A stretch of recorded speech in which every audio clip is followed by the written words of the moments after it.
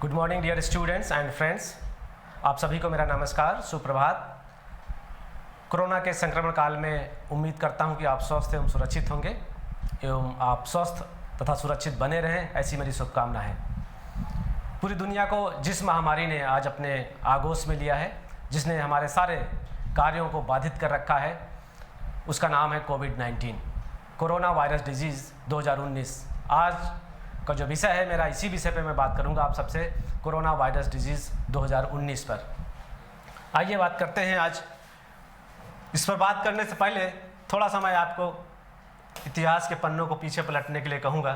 थोड़ा सा पीछे ले चलेंगे आपको और 31 दिसंबर 2019 के उस दिन ले चलूँगा जब सारी दुनिया 2019 को विदाई देने की तैयारी कर रही थी, नए ईयर 2020 के स्वागत की तैयारियों में मशगूल थी। तभी चाइना से एक बहुत ही कष्टकारी खबर आती है जब चाइना ने विश्व स्वास्थ्य संगठन यानी WHO को इन्फॉर्म किया कि a cluster of peoples of Wuhan city are suffering a disease like pneumonia due to unknown cause. यानी वुहान शहर के लोग, जो कि ढेरों की संख्या में हैं, क्लस्टर्स के फॉर्म में हैं, वो न्यूमोनिया जैसी बीमारी से ग्रसित हैं, पीड़ित हैं, परंतु चाइना को उसका अभी तक कारण नहीं पता है, चीन को उसका कारण नहीं पता है। WHO को जब चाइना ने इन्फॉर्म किया तब WHO की टीम हरकत में आती है, अपना दल अध्ययन के लिए रवाना करती है और इस बीच कोरोना वायरस का संक्रमण चीन के अन्य प्रांतों में भी फैलने लगता है। 12 जनवरी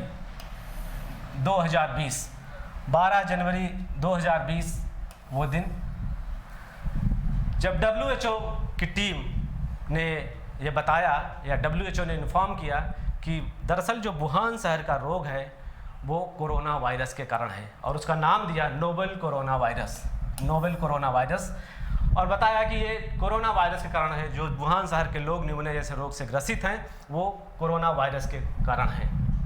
ये कोरोना वायरस दरअसल में रेस्पिरेटरी सिस्टम यानी हमारे श्वसन तंत्र पर अटैक करता है और लोगों को बीमार करता है। 13 जनवरी 2020 इतिहास का एक और वो दिन जब कोरोना चीन की सीमा को पार कर गया और थाईलैंड में पहला केस, थाईलैंड में ऑफिशियली इन्फॉर्म किया कि कोरोना का केस उनके यहाँ मिलता है। 13 जनवरी 2020 को कोरोना यानी चीन की सीमा को पार कर गया, चीन के बाहर जा कर के इसका केस मिलता है। ये वो देश था थाईलैंड। इसके बाद कोरोना वायरस धीरे धीरे करके दुनिया के तमाम देशों में उसके रोगी मिलने लगते हैं, उनके संक्रमण फैलने लगता है। 25 जनवरी को USA में और 30 जनवरी 2020 को ये कोरोना का संक्रमण भारत में भी दिखाई देता है, जब वुहान शहर में रहकर पढ़ाई करने वाले कुछ भारतीय छात्र जो कि केरल के रहने वाले थे मूलतः, अपने घर वापस आते हैं और कोरोना संक्रमित पाए जाते हैं। इस प्रकार से भारत का पहला राज्य जो कोरोना संक्रमित होता है वो केरल है, क्योंकि वहाँ के छात्र वुहान शहर से लौटे थे। इसके पश्चात WHO ने 11 फरवरी 2020 वो तारीख है जब वो कहता है कि जो ये वायरस है उसका नाम उसने दिया SARS-CoV-2 यानी severe acute respiratory syndrome corona virus 2। इस डिजीज़ का नाम फिर रखा गया कोविड-19। एक्चुअली मैंने पहले कहा, इसीलिए मैं 31 दिसंबर को आपको ले आया कि वास्तव में कोरोना का जो पहला केस आया वो 31 दिसंबर को ही आ गया था। इसीलिए इस बीमारी के नाम को कोविड-19 कहा गया, कोरोना वायरस डिजीज़ 2019। इसके पश्चात दुनिया के तमाम देशों में इस वायरस ने अपना क्रूरतम रूप दिखाया। आज की जो स्थिति, अगर आज की हम बात करें, वर्तमान आज के इस दिन की बात करें, तो भारत में भी 30 लाख के लगभग रोगी हैं और विश्व में 2 करोड़ से अधिक लोग कोरोना से संक्रमित हो चुके हैं। और 11 मार्च को भी दुनिया के लगभग सभी देशों में संक्रमण की खबरें आ गई थी, संक्रमण पहुंच चुका था। उसी को देखते हुए WHO ने इसे एक पैंडेमिक या महामारी घोषित कर दिया।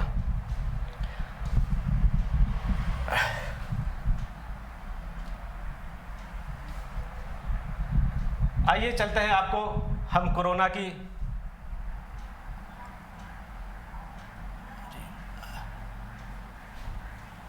की मातृभूमि यानी चीन चलते हैं।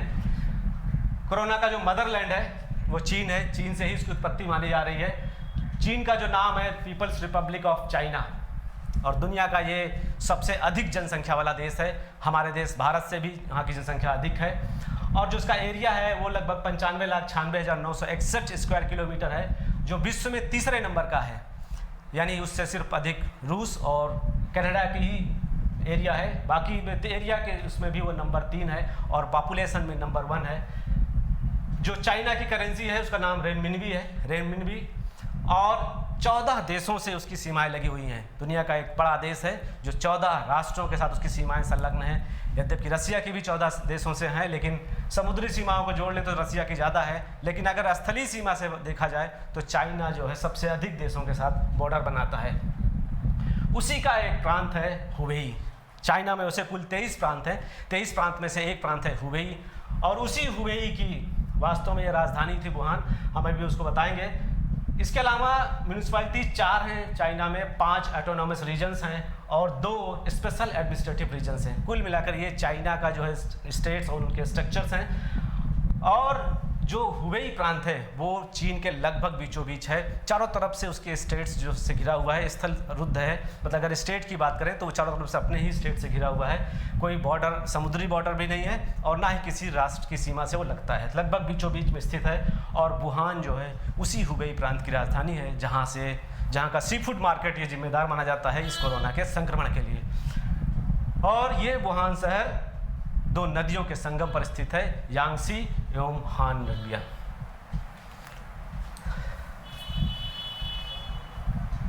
अब आपको हम दिखाते हैं ये चाइना का जो नक्शा है जिसको ये घेरा किया गया है। दरअसल ये हुबेई प्रांत है जो लगभग चीन के बीचों बीच स्थित है। इसी प्रांत का वुहान शहर है, उसकी राजधानी है, और ये राजधानी वुहान शहर यांगसी एवं हान नदी के संगम पर स्थित है। इसको हम दिखाते हैं, ये आपका वुहान शहर है जो यांगसी और हान नदी के संगम पर है। हान नदी को चाइना में हानसुई भी कहा जाता है। इन्हीं के संगम पर ये स्थित है शहर है। अब इसी के साथ हम दुनिया के कुछ ऐसे देशों का भी जिक्र करेंगे जिनकी राजधानियां भी संगम पे स्थित हैं। चूँकि वुहान शहर खुद एक संगम पर स्थित है और वहीं से कोरोना का रोग फैलता है, तो चर्चा में इस बात साथ साथ लगे हाथ इसकी भी चर्चा करेंगे कि दुनिया के ऐसे कौन से शहर हैं जो उनकी राजधानियाँ, जो देश की राजधानियाँ जो संगम पर स्थित हैं। ऐसे शहर तो बहुत से हैं, पर हमने सिर्फ उन कैपिटल्स की बात की है, राजधानियों की बात की है जो किसी देश की राजधानी है और वो संगम पर स्थित है। इनमें सबसे पहले जैसे सर्बिया है, उसकी राजधानी बेलग्रेड है, वो डैन्यूब एवं सावा नदियों के संगम पर स्थित है। लीबिया की राजधानी मोनराविया भी है, मेचुराडो एवं सेंट पॉल नदी के संगम पर स्थित है। लिथुआनिया, इसकी राजधानी विल्निस है जो विलिना और निरिस नदी के संगम पर स्थित है। लग्जमबर्ग की राजधानी लग्जमबर्ग है, एलजीटी एंड प्रेस्ट्यूसी के संगम पर स्थित है। इसके साथ ही बुल्गारिया, इसकी राजधानी सोफिया है।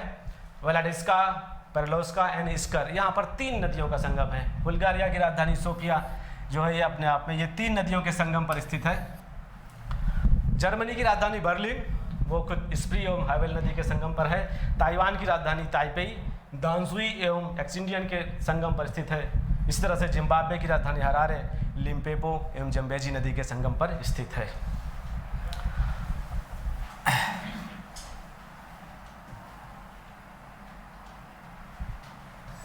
अब बात करते हैं इस कोरोना वायरस की। वास्तव में जो कोरोना है, जिस एक ये वायरस जनित रोग था, वायरस जनित रोग है, तो वायरस के बारे में थोड़ा सा जान लेते हैं कि वायरस जो है बेसिकली वो डीएनए और आरएनए 2 तरह के होते हैं। डीएनए वायरस अभी जो आइडेंटिफाइड है वो 7 है, पॉक्स, हर्पोडर्मा, ये इनमें इन्वेलप होता है। वही में पायरेक्स, पॉली, एडेना, ये इनमें विदाउट एनवेलप है, मतलब इनमें कोई कवर नहीं होती, कोई खोल नहीं होता, कोई कवरेज नहीं होता है। जबकि आरएनए परिवार के 15 वायरस हैं, परंतु इनमें एनवेलप नहीं होता है। ये इनमें जो है कोई भी कवर नहीं होता है। Toga, flavi, retro, corona, delta, arena, bunya, reo, फिलो, रोबेडो, ऑर्थोमावेओ, पैराक्समेयो, पिकारो, कैल्सियन, हेपे, ये जो वायरस हैं ये 15 जो हैं ये आरएनए परिवार के हैं और इनमें कोई एनवेलप नहीं होता है, इसीलिए ये ज़्यादा खतरनाक हो जाते हैं। क्यों? कुछ दिनों पहले जीका रोग आया था, वो भी फ्लावी वायरस था, ये इसी आरएनए परिवार का वायरस था। फिलो इबोला रोग के लिए जिम्मेदार वायरस है, जिससे बहुत ही तबाही दुनिया को मचाई थी। अब बात करें अगर कोरोना वायरस की, जो कि सभी ये कोरोना परिवार के अलग सदस्य हैं, जो कोरोना वायरस है जिससे ये आज कोविड-19 है, इसका जो वायरस है वो 120 नैनोमीटर इसका डायमीटर है। और इसकी जो कैटेगरीज हैं वो अल्फ़ा, बीटा, गामा और डेल्टा, 4 कैटेगरीज में ये वायरस पाया जाता है। और बेसिकली जो कोरोना-19 है, कोविड-19 है या SARS-CoV-2 है, ये बीटा है, ये बीटा कोरोना वायरस है। कोरोना वायरस की अगर हम बात करें तो मैंने कहा कि ये रिबोन्यूक्लिक एसिड फैमिली के हैं, परिवार के सदस्य हैं। और कोरोना नाम जो वर्ड दिया गया है, बेसिकली कोरोना एक लैटिन वर्ड है जिसका अर्थ होता है कि क्राउन या मुकुट। इसका जो शेप है, अभी हम आपको दिखाएंगे इसका शेप, वो बिल्कुल मुकुट जैसा है, इसीलिए इसका नाम कोरोना रखा गया है। ये कोरोना वायरस की एक विशेषता है कि ये जानवरों और मनुष्यों दोनों में ही इन्फेक्शन होते हैं, इसके दोनों में ही इसका इन्फेक्शन देखा गया है। लेकिन कुछ जो स्ट्रेन्स हैं या कुछ उपभेद या टाइप्स कह सकते हैं वो जूनोटिक होते हैं। जूनोटिक का मतलब ये है कि जो एनिमल्स और ह्यूमंस दोनों में जो है वो इसके ट्रांसमिशन को फैलाते हैं, ट्रांसमिशन करते हैं। They meaning they can transmit the between animals and humans. Zoonotic means the virus who is responsible to transmit between animals and humans. ऐसे भी कुछ वायरस हैं जो जूनोटिक हैं। COV से यानी कोव से कोरोना वायरस जो है जनरली देखा गया है कि एक सामान्य बुखार से लेकर के मर्स यानी मिडिल ईस्ट रेस्पिरेटरी सिंड्रोम और फिर SARS-CoV-2 यानी सीवियर एक्यूट रेस्पिरेटरी सिंड्रोम तक की बीमारियां फैलाने के लिए ये जिम्मेदार होता है। अब हम बात करते हैं कुछ ह्यूमन कोरोना वायरस की। कोरोना वायरस बहुत तरह के मैंने बात की, अभी मैंने बात बताया कि कुछ जेनेटिक होते हैं, कुछ ह्यूमंस के बीच होते हैं, कुछ जानवरों को भी होते हैं। जो ह्यूमंस के लिए जो ह्यूमन कोरोना वायरस है यानी जिन ह्यूमन पे बेसिकली जिनका संक्रमण होता है वो उसमें सबसे पहले 1960 में 229E 229E जो है देखा गया था और इसकी कैटेगरी थी अल्फ़ा। फिर 1960 में ही दूसरा आया था OC43 जो बीटा कैटेगरी का कोरोना वायरस था। Then SARS-CoV-2 severe acute respiratory syndrome corona virus 2003 में आया, ये भी बीटा कैटेगरी का था। 2004 में NL63 ये भी अल्फ़ा कैटेगरी का था। HKU1 2005 में बीटा कैटेगरी में आता है।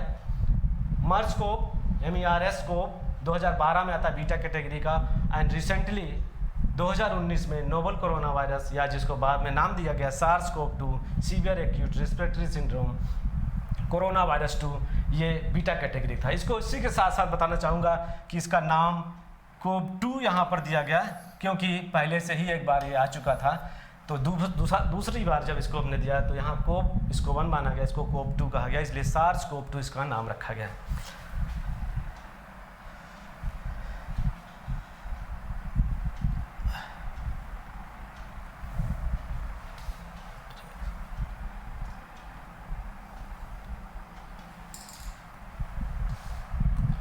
ये है कोरोना वायरस का जो हमने फिगर आपको दिखाया कि कोरोना वायरस देखें तो एक खूबसूरत सी रंगोली लगता है, अगर इसको देखें तो कितनी खूबसूरत सी रंगोली है। या इसका भी अगर देखें हम तो इसका जो चित्र है वो बहुत ही खूबसूरत से है, लेकिन इसमें कोई एनवलप नहीं है। ये इसके जो स्पाइक्स से निकले हुए हैं ये बिल्कुल मुकुट जैसे लगते हैं और इसकी स्पाइक्स के कारण ही ये जल्दी से ही जो है संक्रमण कर लेता है, जल्दी से चिपक जाता है दूसरे लोगों से, दूसरे उससे, और संक्रमण को अधिक प्रभावी कर लेता है। देखने में जितना ही खूबसूरत है दुनिया के सामने उसका ही उतना ही इसका क्रूर चेहरा अभी हम लोगों ने देखा या हम देख रहे हैं। अभी भी बहुत से चीज़ें, बहुत सी हमारी क्रियाएं बाधित कर रखा है। अब बात करते हैं इसके साथ ही एक नेशनल इंस्टीट्यूट ऑफ वायरोलॉजी का। वास्तव में इस वायरस का ये रोग है, वायरस के कारण जो है सारा ये फैला हुआ है। तो इसमें national institute of virology Bharat की जो है वो पुणे में स्थित है, नेशनल इंस्टीट्यूट ऑफ वायरोलॉजी, जिसकी 15 लैब्स पूरे भारत में काम कर रही थी। हालांकि अभी जब इस संक्रमण को काल आया तो बहुत सी प्राइवेट लैब्स को रिकग्नाइज किया गया और वहाँ पर भी कोरोना के टेस्टिंग को अलाउ किया गया, लेकिन पहले भारत के सिर्फ 15 लैब्स थी और नेशनल इंस्टीट्यूट ऑफ वायरोलॉजी के संरक्षण में काम कर रही थी, उसकी देखरेख में काम कर रही थी।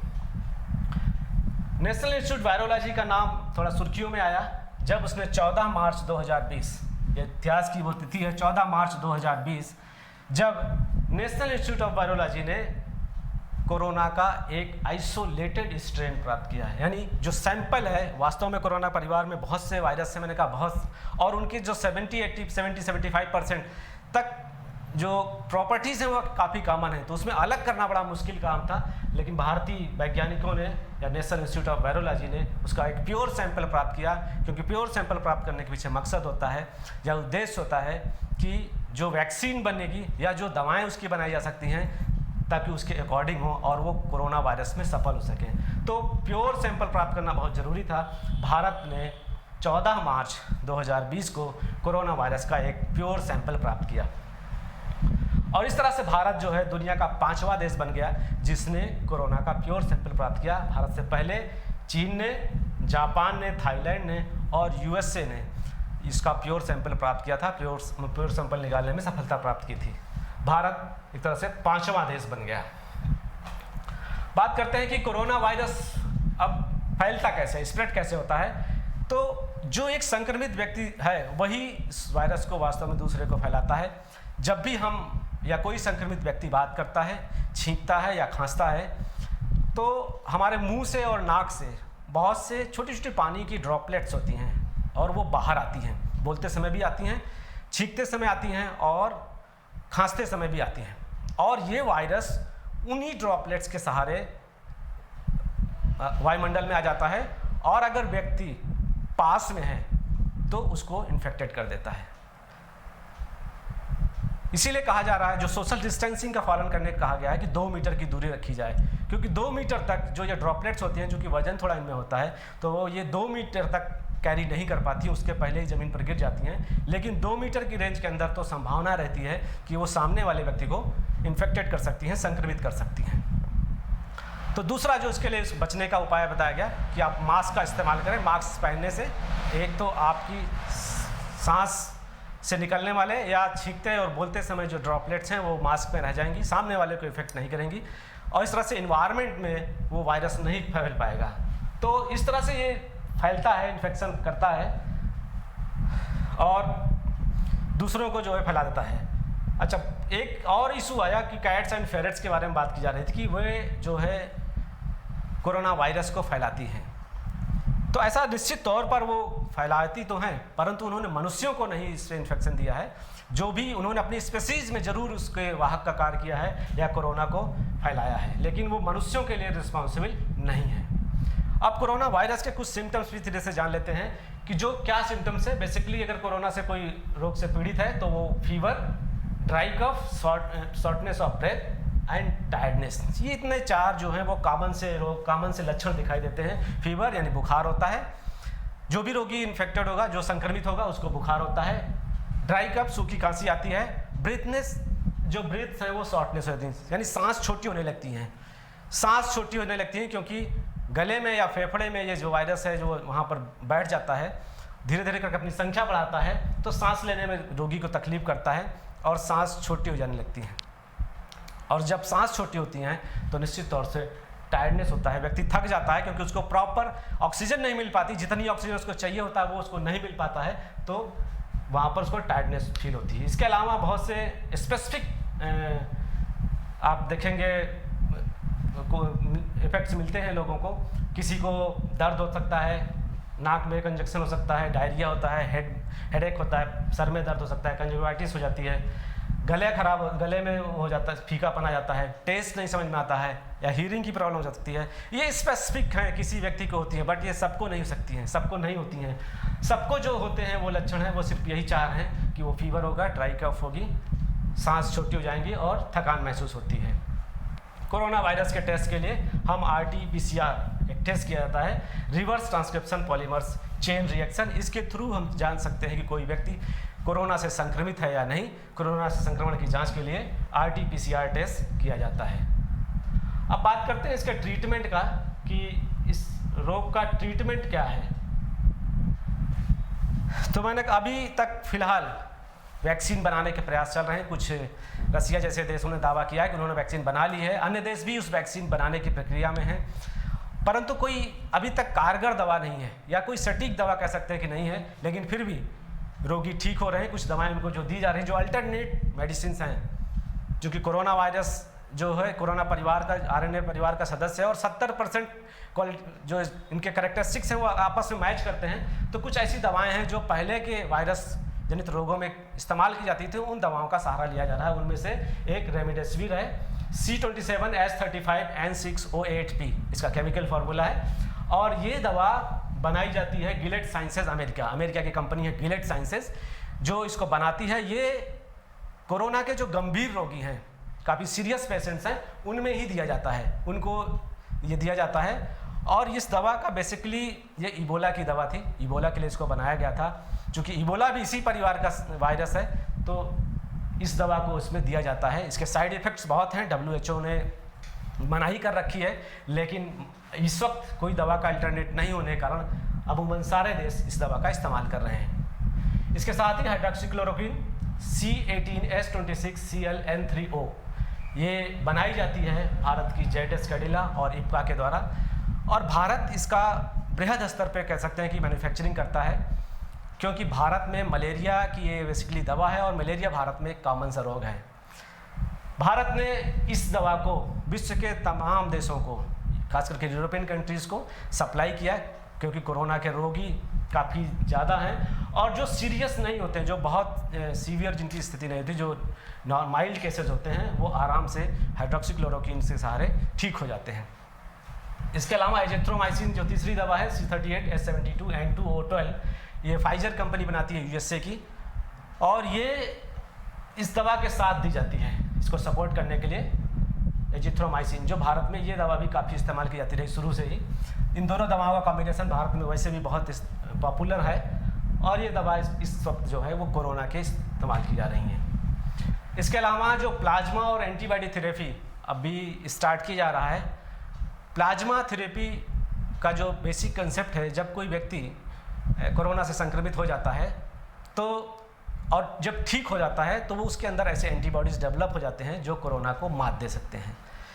तो उसके ब्लड में, उसके प्लाज्मा में वो एंटीबॉडीज़ हो जाते हैं, तो उस अगर एंटीबॉडी को किसी रोगी जो इसको संक्रमण अब हुआ है उसको दे दिया जाए तो वो ठीक हो जाता है। इसको प्लाज्मा थेरेपी कहते हैं, और ये KGMU भारत का इलाहाबाद, बल्कि यूपी का कहा जाए, लखनऊ स्थित किंग जॉर्ज मेडिकल यूनिवर्सिटी, वहाँ पर इसका पहला ये हॉस्पिटल है जो ये प्लाज्मा थेरेपी वहाँ पे की जा रही है, प्लाज्मा वहाँ चढ़ाया जा रहा है लोगों को।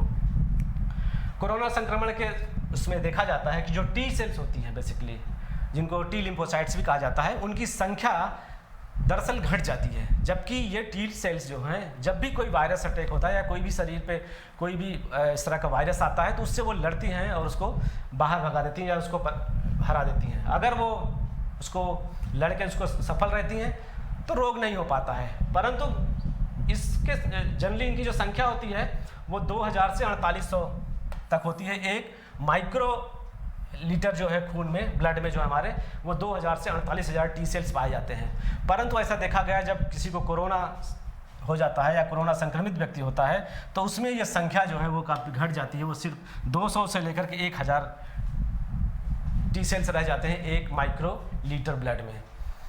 तो इसका मतलब यह है कि T लिम्फोसाइट्स या T सेल्स जो है वो हमारी कोरोना के काल, जब कोरोना से कोई संक्रमित होता है तो वो घट जाती हैं। तो आवश्यक है, ज़रूरी है कि हम अपनी T सेल्स को जो है इम्प्रूव करें, जो इम्यून सिस्टम को मजबूत करें, ताकि किसी भी वायरस से के अटैक से हम सुरक्षित रह सकें और लड़ सकें।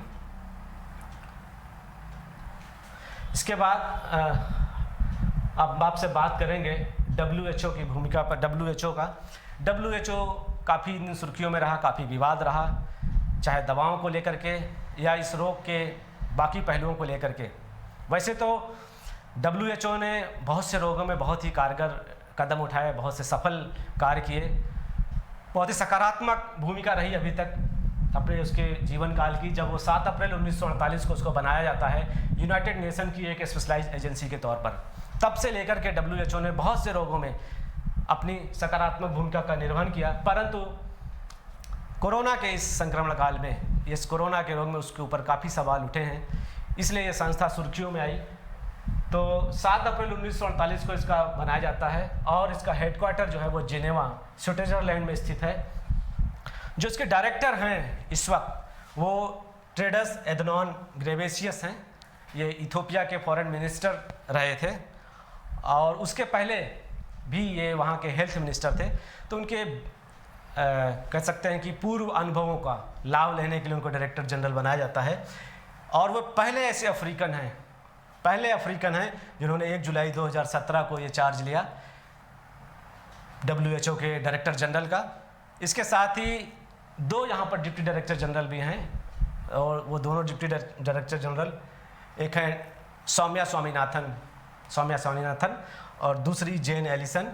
सौम्या स्वामीनाथन भारत से बिलोंग करती है, भारत की हैं, और ये हरित क्रांति के जनक, भारत में हरित क्रांति के जनक डॉक्टर MS स्वामीनाथन की पुत्री हैं। WHO के साथ ही जो दूसरी संस्था मैं यहाँ पे बात कर रहा हूँ, बेसिकली ये भी स्वास्थ्य से संबंधित है और ये पशुओं या जानवरों के स्वास्थ्य से संबंधित है। आपने अभी मनुष्यों के स्वास्थ्य के लिए WHO है, तो जानवरों के स्वास्थ्य के लिए भी संस्था है the world organisation for animal Health.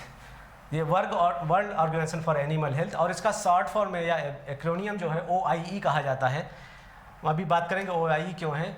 ये संस्था बेसिकली 28 मेंबर्स ने आपस में एग्रीमेंट करके संस्था का निर्माण किया था और इसको बनाया था 25 जनवरी 1924 को। 25 जनवरी 1924 को 28 देशों ने एक आपसी एग्रीमेंट के तहत एक संस्था का निर्माण किया और उस संस्था का नाम रखा गया ऑफिस इंटरनेशनल डेस एपिजेचीज, OIE। इसी का शॉर्ट फॉर्म है OIE, ऑफिस इंटरनेशनल डेस एपिजेचीज। बेसिकली यह एक फ्रेंच वर्ड है और इसीलिए क्योंकि इसका ऑफिस भी वहीं फ्रांस में ही स्थित है, फ्रांस में इसको बनाया गया था, पेरिस में इसका ऑफिस स्थित है। फ्रेंच वर्ड था, लेकिन इसके नाम को 2003 में, मई 2003 में इसके नाम को चेंज किया गया और रखा गया the world organisation for animal health. हाँ, लेकिन जो एक्रोनियम था OIE, इसको आज भी वैसे ही रखा गया उसकी महत्ता को देखते हुए। इसके director general doctor Monique Eloit हैं, जो 1 जनवरी 2016 को अपॉइंट हुए और 5 साल के लिए अपॉइंट हैं, और वो ऐसी 7वीं डायरेक्टर जनरल हैं इस संस्था की।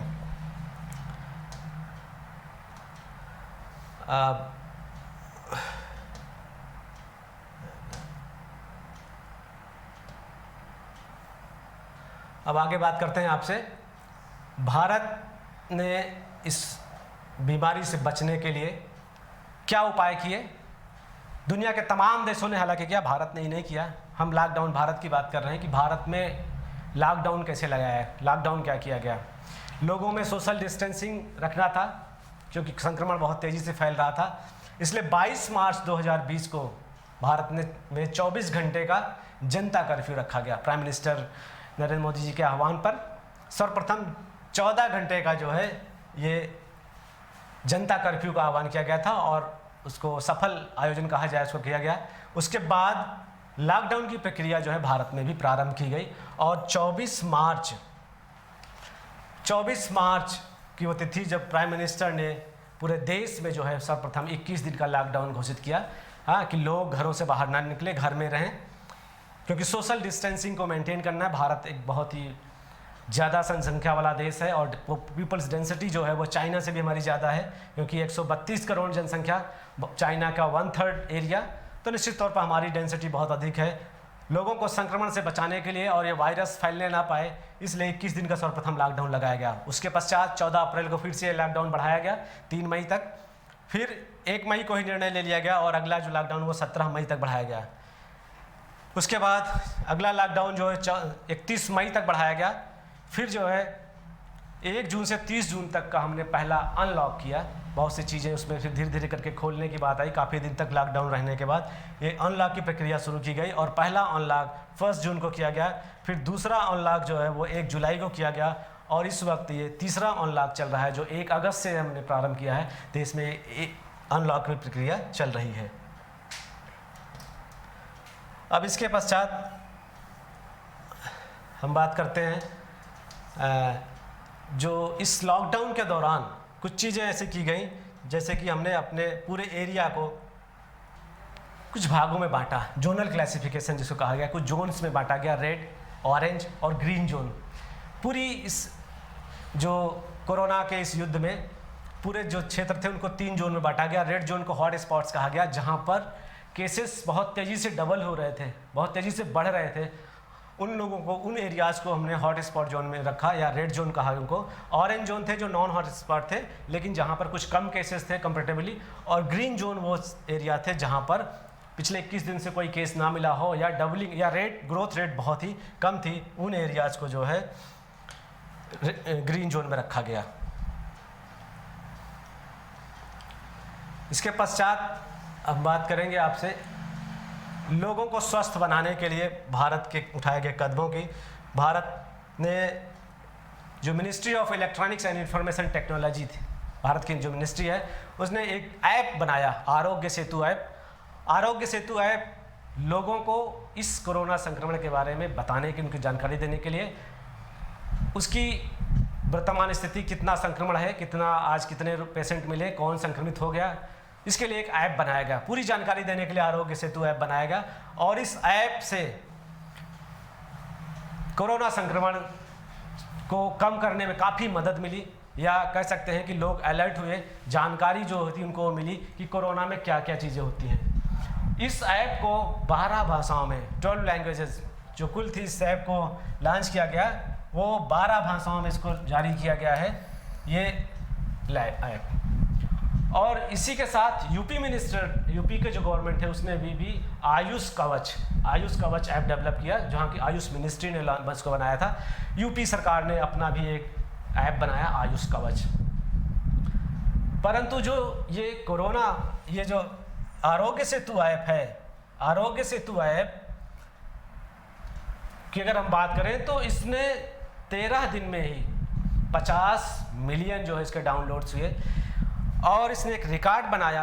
पोकेमॉन गो जैसा पॉपुलर ऐप भी 19 दिन में 50 मिलियन डाउनलोड किया गया था और भारत का ये आरोग्य सेतु ऐप सिर्फ 13 दिन में ही इसने 50 मिलियन जो है डाउनलोड्स मिले और 2 अप्रैल को 2020 को, यानी 40 दिन में ही यह ऐप 100 मिलियन की संख्या को पार कर गया। डाउनलोड जो थे उसके 100 मिलियन से ज़्यादा हो गए। आज की अगर स्थिति में बात करूं, आज मैं इस बात कर रहा हूं तो अभी भी हमारे यहाँ 15.25 करोड़ जो इंडियंस हैं वो इस ऐप का इस्तेमाल कर रहे हैं, इस ऐप का जो है प्रयोग कर रहे हैं और कोरोना के बारे में तमाम जानकारियाँ प्राप्त कर पा रहे हैं, साझा कर पा रहे हैं।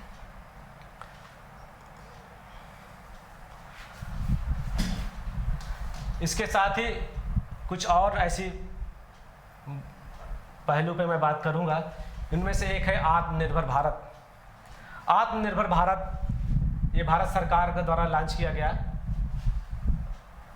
प्रधानमंत्री नरेंद्र मोदी ने 22 मई को देश को संबोधित करते हुए कहा कि जो कोरोना का वायरस है, ये कोरोना का जो संक्रमण काल है, दरअसल एक महामारी तो जरूर है परंतु ये हमारे लिए एक अवसर है, इसको हमें अवसर में कन्वर्ट करना चाहिए देश का, ताकि जिससे विकास हो सके। और उसी को ध्यान में रखते हुए उन्होंने आत्मनिर्भर भारत का कंसेप्ट दिया, सेल्फ रिलायंट इंडिया की बात कही और उसके तहत जो कुछ चेंजेस किए गए, जैसे सबसे पहले एक तो MSMEs को रीडिफाइन किया गया है। MSME माने micro small medium enterprises, micro small and medium enterprises. Micro units वो होती हैं जिनका जो उनको कहा गया कि जो 1 करोड़ के नीचे जिनका इन्वेस्टमेंट है, जिसमें एक्सपेंडिचर 1 करोड़ के नीचे का है और टर्नओवर 5 करोड़ का है, ऐसी यूनिट्स जो हैं वो माइक्रो यूनिट्स होंगी।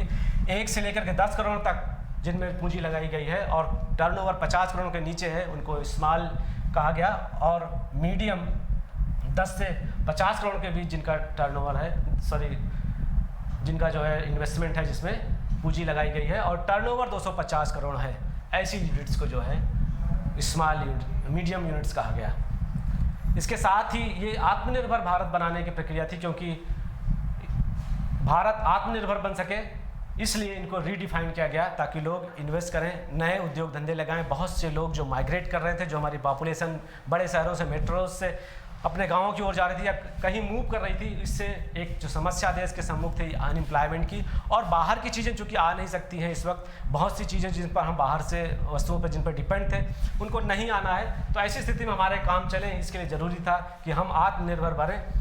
उसी को ध्यान में रखते हुए ये फिर से डिफाइन किया गया और उसका जो सुखद परिणाम देखने को आया कि जो PPE यानी पर्सनल प्रोटेक्टिव इक्विपमेंट की जो है, जो हमारे कोरोना वॉरियर्स पहनते हैं, कोरोना योद्धा जो इसको पहनते हैं और लोगों के ट्रीटमेंट में वो करते हैं, सहयोग करते हैं, उस PPE किट को भारत ने बनाना शुरू किया, जबकि पहले हमारे यहाँ बिल्कुल ये नहीं बनती थी। 7,000 करोड़ का उसका सिर्फ 2 महीने में 7,000 करोड़ के उस पर लक्ष्य पे हम पहुँचे और ये हम चाइना के बाद नंबर 2 पे पहुँच गए। ये आत्मनिर्भर भारत का तस्वीर। इसके अलावा IIT के एलुमनाइज काउंसिल ने 21,000 करोड़ रुपए का जो है फंड इकट्ठा किया। ये उसके लिए है जैसे जो बहुत से हमारे, मैंने बताया कि जो बहुत सी हमारी पॉपुलेशन, जो यूथ या जो वर्कर्स जो एक जगह से दूसरी जगह तक मूव कर रहे थे, तो उनको ट्रेनिंग देने, उनको प्रशिक्षण देने और उनके एम्प्लॉयमेंट की व्यवस्था करने के लिए ये फंड का निर्माण किया गया है। और इसके साथ ही रिलायंस जियो ने अपना 5G नेटवर्क लॉन्च किया। ये भारत का अपना सेल्फ मेड था, आत्मनिर्भर भारत की ओर एक कदम और था ये। और रिलायंस जियो ने 5G जो है इस नेटवर्क लॉन्च किया। इसके साथ ही एक चर्चा करना चाहूँगा आपके साथ, वंदे भारत मिशन भारत ने चलाया। वंदे भारत मिशन बेसिकली विदेशों में रह रहे जो भारतीय वहाँ काम कर रहे थे या पढ़ रहे थे, किसी भी काम से बाहर रह रहे थे, ऐसे भारतीय जो संक्रमण काल में फंस गए थे, फ्लाइट्स बंद थीं, वो वहीं रह गए थे, आ नहीं सकते थे अपने देश में अपने लोगों के पास, उनको लाने के लिए जो अभियान चलाया गया उसका नाम दिया गया वंदे भारत मिशन। वंदे भारत मिशन सबसे पहले 7 मई को इसे प्रारंभ किया गया। पहली इसमें दूसरा फेज इसका 16 मई से स्टार्ट किया गया। देन उसके बाद इसका तीसरा फेज आता है वो 13 जून से स्टार्ट किया गया। चौथा फेज 3 जुलाई को स्टार्ट किया गया। पांचवा फेज 1 अगस्त से अभी चल रहा है और लगभग जो अभी स्थिति है वो रिपोर्ट्स हैं वो 8.78 लाख लोगों को जो है भारत में वापस लाया गया है वंदे भारत मिशन के तहत।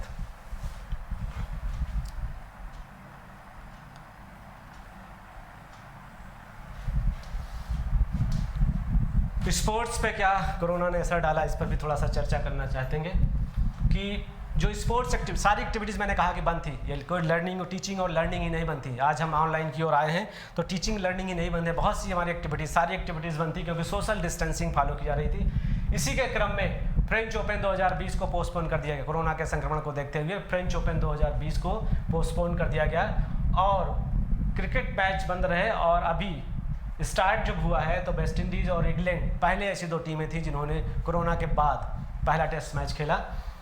और IPL 2020 भी इस बार UAE शिफ्ट कर दिया गया, भारत में नहीं होगा। हालांकि इसके पहले भी 2 बार IPL को शिफ्ट किया गया, 2009 में साउथ अफ्रीका में कराया गया था और 2014 में इसे UAE में कराया गया था।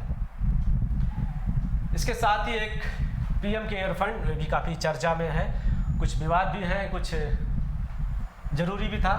PM केयर फंड यानी prime minister citizen assistance and relief in emergency situation, 28 मार्च को इस फंड की घोषणा की गई और उसका पर्पस था कोरोना से जो भी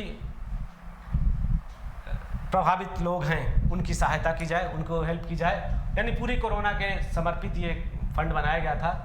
और बहुत से बड़े बड़े बिजनेस घरानों ने, बिजनेस ग्रुप्स ने इसमें कंट्रीब्यूट किया, इस रिलीफ फंड में कंट्रीब्यूट किया और 3100 करोड़ सम ऑफ ₹3100 पहला जो है अलॉटमेंट इस फंड को दिया गया। 13 मई 2020 को जो है पहली बार इसमें 3100 करोड़ रुपए का फंड जो अलॉट किया गया। 13 मई, ये डेट ध्यान रखने की बात है कि 13 मई को 3100 करोड़ रुपए इस फंड में दिए गए, PM केयर फंड में।